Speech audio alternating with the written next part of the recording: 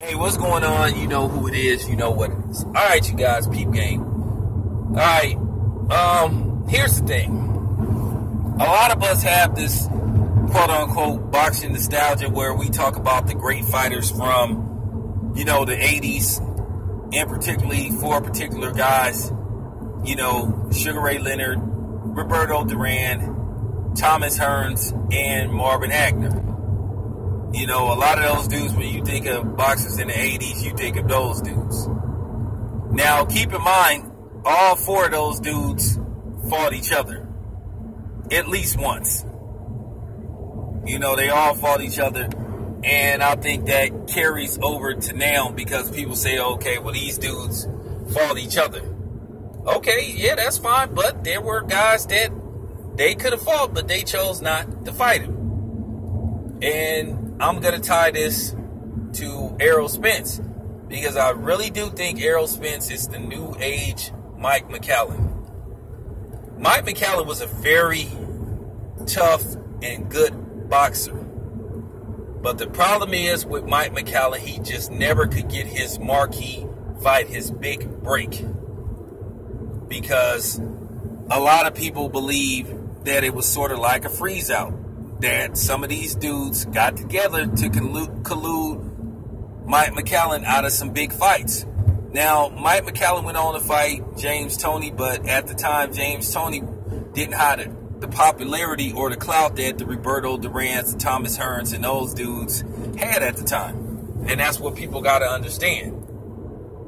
Mike McCallum, the victory over Sugar Ray Leonard could have catapulted him to superstardom.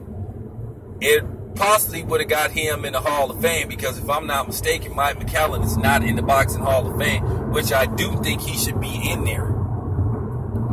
I'm going to have to check and see. Last time I checked his box record, it said he wasn't in the Hall of Fame because usually it has whether somebody is in the Boxing Hall of Fame or not. And that just goes to show you why I think it's a complete joke that Arturo Gatti got into the Boxing Hall of Fame on the first ballot.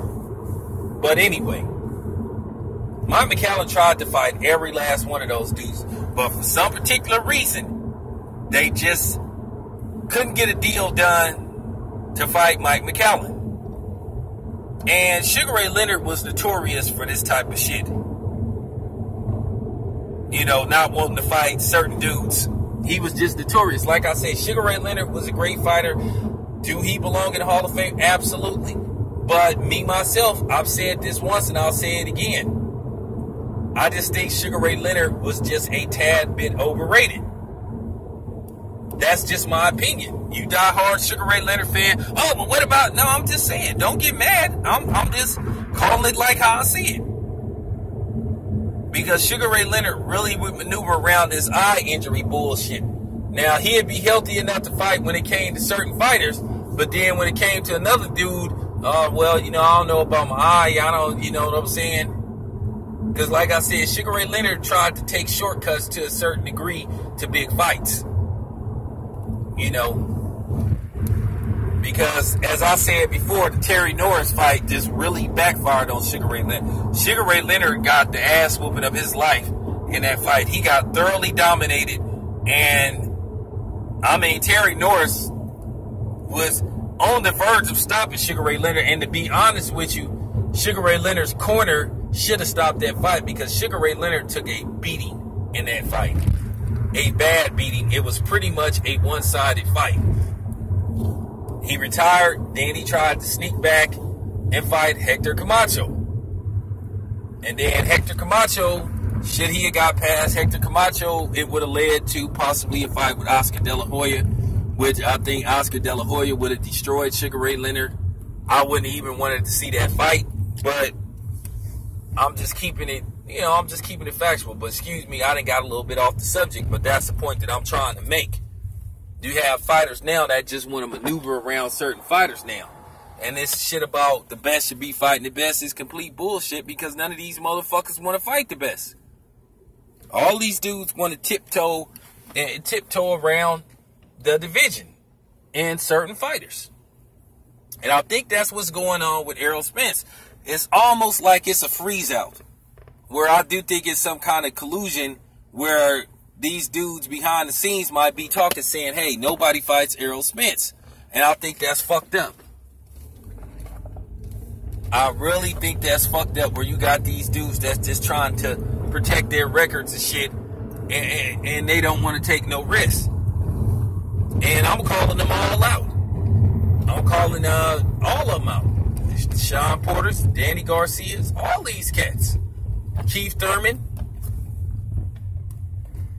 And I want to say something else too, because this is really important. I want you fake ass non-black motherfuckers to stop saying that we're attacking Keith Thurman because he's not black enough. That's complete bullshit. Okay? Stop it. And as I said before, it's not like you motherfuckers like black people or care about black people anyway, so you can thumb down this video. Stop faking the funk. You motherfuckers don't care about no Keith Thurman, and you don't care about what color he is. So shut up, because most of you motherfuckers is racist piece of shits. You know what I'm saying? Stop looking for an angle to try to get hits on your sorry ass, you know what I'm saying, channels that's not growing, that nobody cares about. I know exactly what you fake ass motherfuckers trying to do. But yes, it has nothing to do with Keith Thurman not being black enough. Well, last time I checked, Sean Porter got 2 black parents. Now, Danny Garcia, well, you know what's up with that. So, stop it. Because if it was the other way around, and Keith Thurman was doing, you know, being in the position that Errol Spence was, and Errol Spence was playing games with him, I'd call Errol Spence out. So, stop that shit. But yeah, I'm just keeping it 100, man. I really think there's some kind of freeze out that's going on with Errol Spence behind the scenes. Not with Al Heyman, but with these fighters. So, we'll see what happens, man. But I just think these fighters at 147, these PBC fighters are pathetic. And they just looking real bad right now. At the end of the day, you got to call them what they are. They're just fucking being cowards.